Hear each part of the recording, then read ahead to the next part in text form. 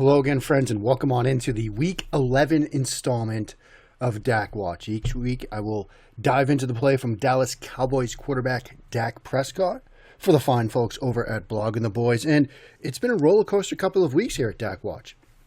2 weeks ago, tough outing against the Denver Broncos. Last week, nice bounce back performance against Atlanta. This week, bit more of a tougher outing against the Kansas City Chiefs and a tough loss on the road for the Dallas Cowboys. In that loss, Prescott 28 of 43 for 216, no touchdowns, 2 interceptions, 5 sacks. I've got 11 plays queued up. We're going to talk some incompletions, some sacks, both interceptions. We're going to have some good plays to highlight as well.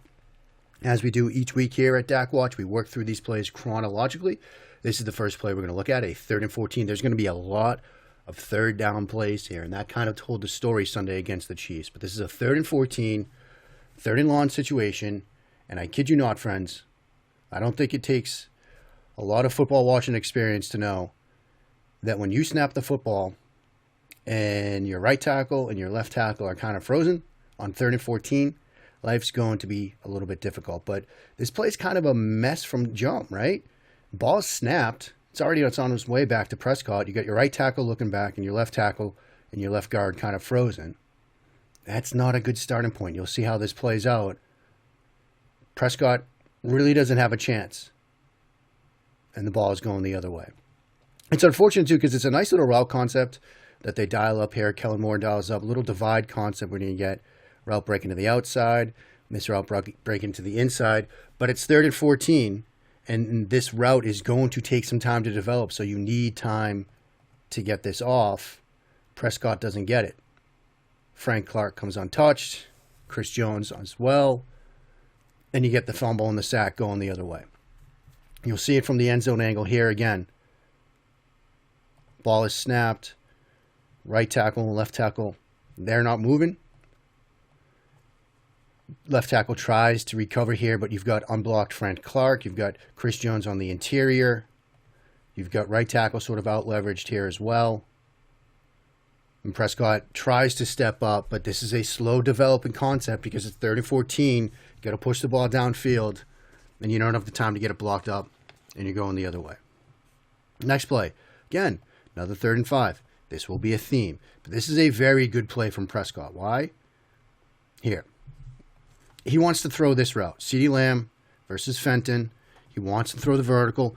This is the matchup he wants. The problem, they take it away. Mathau is going to come down into the box pre-snap, and then right before the snap, he's going to bail, and the coverage on this play is what we like to call 1 double 88.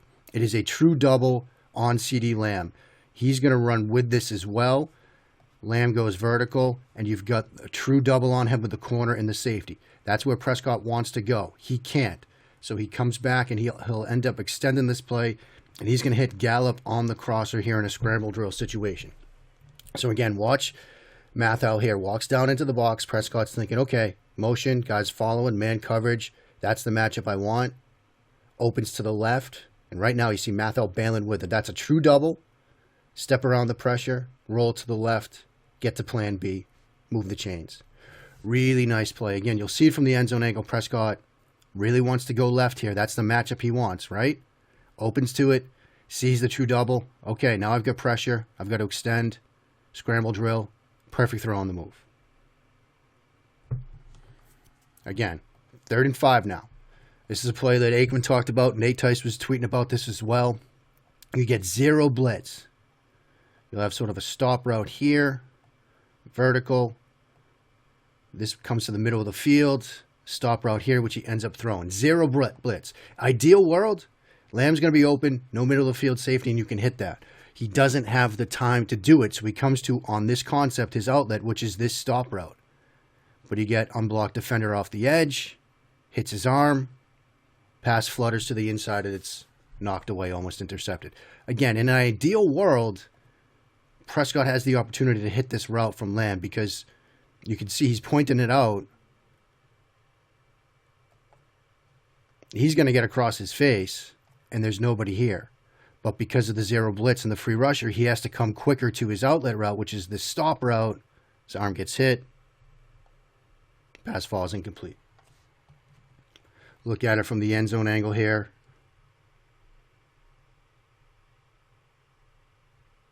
It's just a tough situation. You'd like him to hit that route in the middle of the field, but he doesn't have the time to do it. Another third down situation. 2-minute warning. They're trying to work a little mesh concept here, right? So you're going to get Lamb and Schultz on the mesh. Then you're going to get Wilson to the flat here. You get Gallup, sort of your outbreaking route here. So it ends up late in the play. It's going to be a 3-level read, but really you want to work this mesh first. Back's going to release on the wheel. That will be covered. The problem is you're going to get pressure from the inside. Chris Jones, it blows this play up before it gets going. And so Prescott doesn't have time to get through his reads here.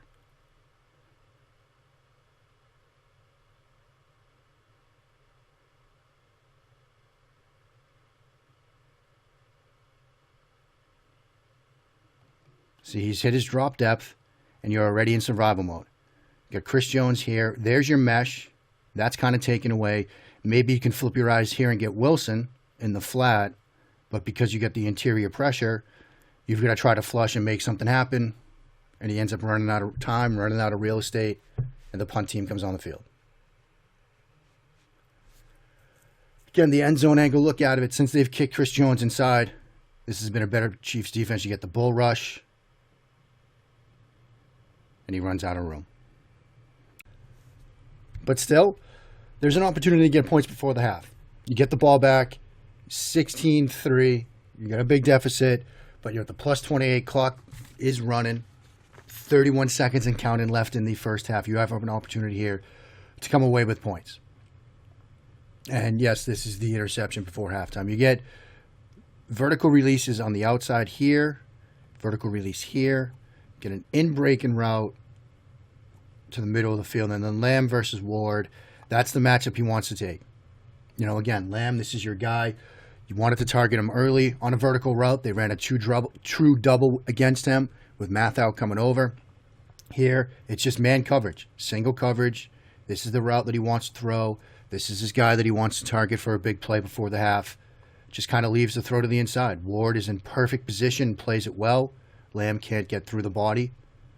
Throws left to the inside, and you get the interception. Get it now from the end zone angle. Again, works full thrill, but this is the matchup he wants. That's your guy. Defender is in perfect position and makes a play. Lamb a bit dinged up on the play as well.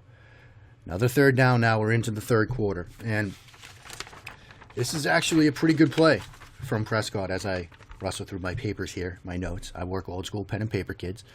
This is a good play. You're going to get sort of a shallow cross concept. He's going to get Wilson on the over route, working from left to right here. You're going to have Gallup on the shallow underneath it. So you get Wilson on the over, Gallup on the shallow. They're going to have single high cover one here. Whole defender is going to help on the shallow to Gallup. So he throws the over to Wilson over the top of it. Good read, good throw, good decision. Move the chains here on this third down. Again, early in the second half, plus territory. Want to move the chains here. See, there's that underneath help. So you come to the deeper route. Throws a bit low. You know, maybe a better place throw and you get some yardage after the catch. But still, you want to move the chains first and foremost here in third down. Day when you're struggling, make sure you get the first down. And that's what you get there. So it's a nice read. It's a nice throw. Almost wonder, watching it from a couple of different angles, does this get tipped? But no, doesn't look like it. But low throw, it's still catchable. You get the conversion, move the chains on third down. Good read, good throw, good execution. 1st and 10 now. Feels like it's the first and 10 play we've talked about, or at least one of the first ones. Still late third quarter. You're down 13 still. And this is a nice little play. You're going to have Wilson on the deep post route. It's almost like post over, but you get a curl here from Gallup. Play action with a little half roll. Throwback here. He's going to have pressure in his face when he makes this throw. But he makes a good throw. And it's a nice little design, little variation of post over. The run blocking, it all sells run. You get the second level defenders to come down initially to create some space. Now you get a free runner at you, hand in there, make the throw in the curl. Good design, good execution, good throw under pressure. See it now from the end zone angle. This is a nice little change of pace from post over, which we see so much of. Instead of the over route, you get the curl route. Gallup drives back to it. Good read, good throw. Really well done. Now the third down. 3rd and 13 here. 4th quarter now. Third downs continue to be a theme. You're going to get the bump out to empty here. He's going to open to this side. We get a little bit of a rub concept with a glance over the top here. And you're going to get sort of this pivot out from Pollard working to the outside. He opens to the left side, and he wants to hit that, but he feels, again, pressure. Chris Jones on the interior, so he ends up pulling this down. And he ends up getting sacked. Now, a couple of ways to look at this play. One, maybe he should have thrown it anyway. But it's 3rd and 14, right? It's a 3rd and long situation. And so even though there's an opportunity here as this rub kind of works to get Pollard open to pull the trigger and throw it, right here, that's where he's looking. Maybe he should still throw it, but with this guy sort of in your lap, maybe you're feeling, look, if I try to throw this, we're going to get a strip, we're going to get a fumble. We've already coughed it up once. So he feels, look, I got to secure this,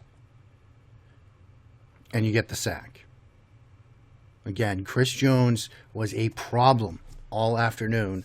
He showed up on a ton of these plays. This is it again. Interior pressure. Prescott pulls it down, and you get the sack. 3rd and 7 now. We're into the 4th quarter.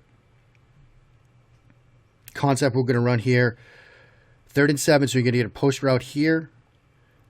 You're going to get Schultz on this sort of out like that. I mean, in-breaker like that. You're going to get over route here and the shallow from Brown. 3rd and 7, 5-step drop from the gun.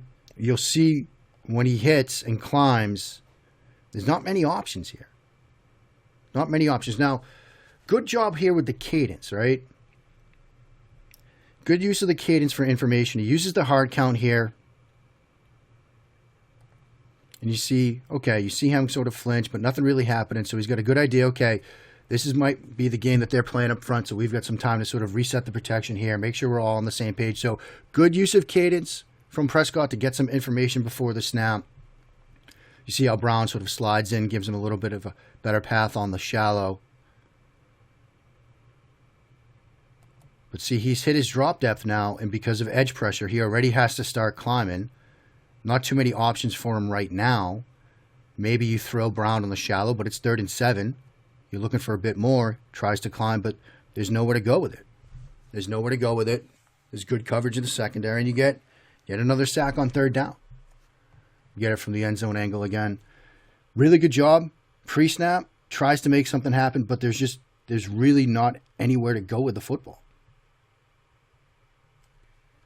2nd and 10 situation now, later in the game. This is perhaps his best throw of the day. Nice little sail concept. You get the vertical on the outside. You're going to get this sort of pivot route here, and then the sail route to Schultz. Good throw to Schultz on the sail, on time, in rhythm, good placement. This is a very good throw. In this situation, late in the game, backed up, hit, hitch, and throw. That's very good. You know, lead him to the outside. Schultz gets out of bounds, conserves some clock. This is his best throw of the day. Hit, hitch, and throw, like you draw it up. Good velocity, good rotation, good placement.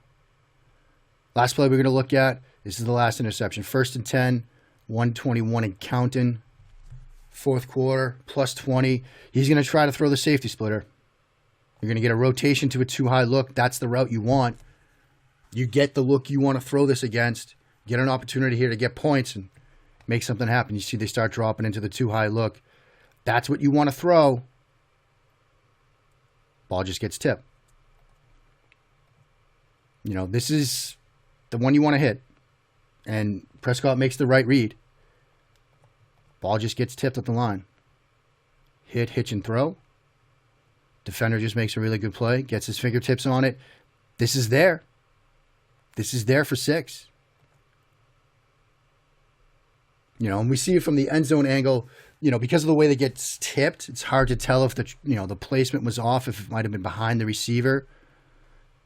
But I think Prescott hits this if this doesn't get tipped. See, it gets tipped there and it kind of flutters this way. I think he's pushing this along this path.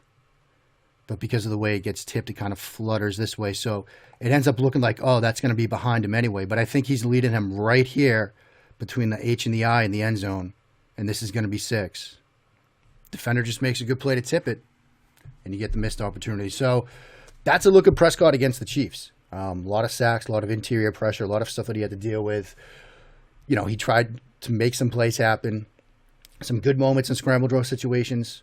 He made some good throws. His best throw of the day came late. And that's one of the things that I've liked about Prescott, going back to his days at Mississippi State, that competitive toughness.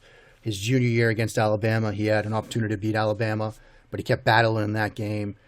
It's been something that's really driven him and made him into the quarterback that he is today, that competitive toughness. It wasn't enough against the Chiefs.